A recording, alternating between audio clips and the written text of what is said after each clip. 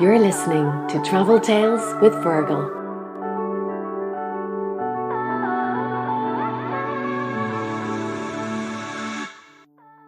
Hello, I'm Virgil O'Keefe and you're very welcome back to my podcast.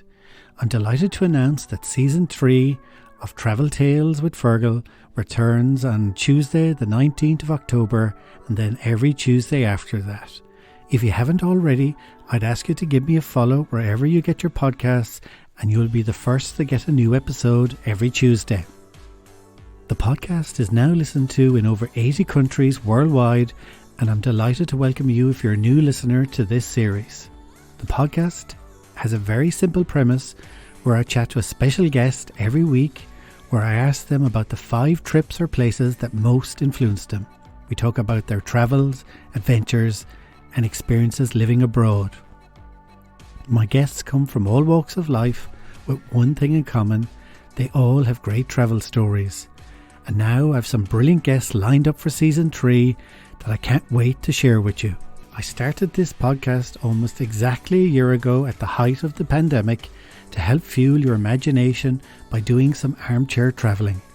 But the world is thankfully opening up again, and Season 3 I'll be back travelling, and I can't wait to share a new feature called Destination Specials. So tune in every week from the 19th of October to hear some great new episodes. I'll be starting with the US comedy legend Reginald D. Hunter, who has some great stories to share with us. Next week, on the 12th of October, I'll have a special episode of my first podcast live with the author Louise Nealon, where we talk all about the writing process.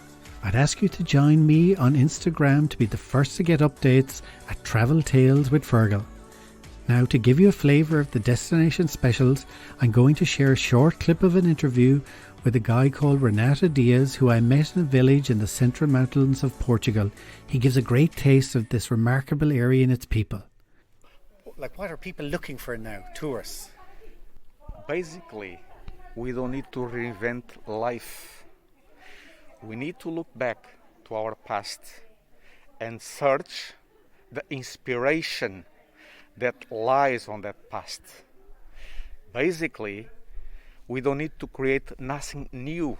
Exactly. It's just a question of researching, looking back, and trying to reproduce as much as originally what made us once very happy in life.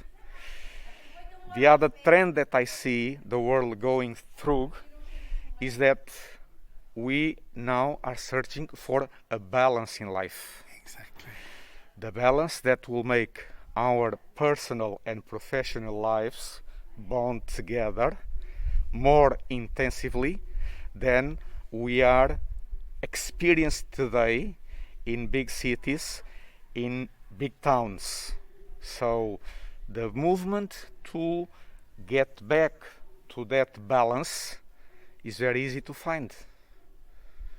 Is in our reach. Exactly. It's not we have to invent something new. It already exists. It already exists. It existed before. We, as younger, new generations, I think we have a debt to the older generations to don't let their lifestyle be forgotten in time. We have a debt to rebirth, to reproduce their lifestyle, because that will make us more balanced people in our personal lifestyle as well. And this area, this part, the mountain area or the centre, it's like the hidden heartland of Portugal. It is absolutely true. In the prospects, in the tourist prospects that you see about Portugal, you see our seaside very, very frequently. You see our bigger towns very, very frequently. But places like these are hidden gems.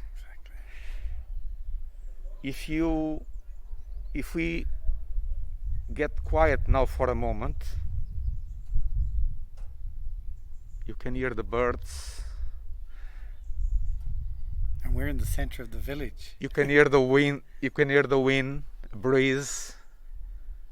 This is something that we don't have in bigger towns. This is something that is really the true value of inner areas in Portugal. You cannot have this in Lisbon. You cannot have this in Algarve. You cannot have this in Porto. And the other thing that I've really noticed is sometimes in countries you go to the mountains, people can be maybe suspicious, but here it's totally different. Everyone's so welcoming and open. The Portuguese people are have a unique characteristic.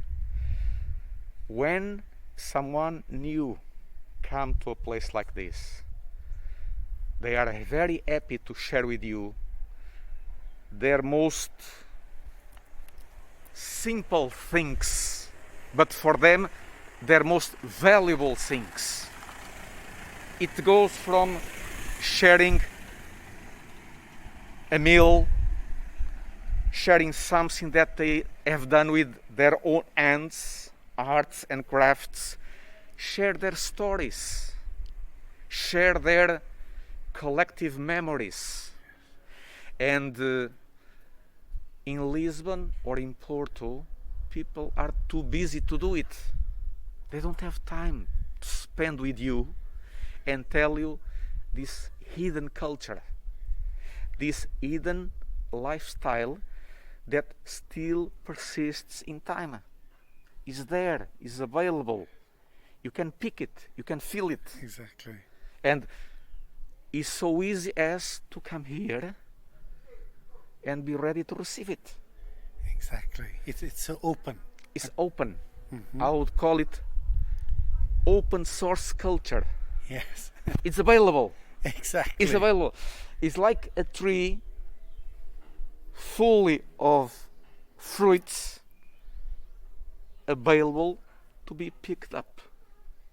And the people will be very glad to share that with you. You will make their day just by being able to listen them to talk. They are so genuine. They are so original. They are so uncommon today by modern standards that you'll be amazed with this richness. Exactly. You'll say at the end of the day, wow, what I have been missing all these years. Exactly. And surrounded by the mountains and beauty. It's true. It's true. Absolutely true. For more details on this area, check out the websites visitportugal.com and centreofportugal.com. I look forward to seeing you for the first episode of Season 3 on the 19th of October. Take care.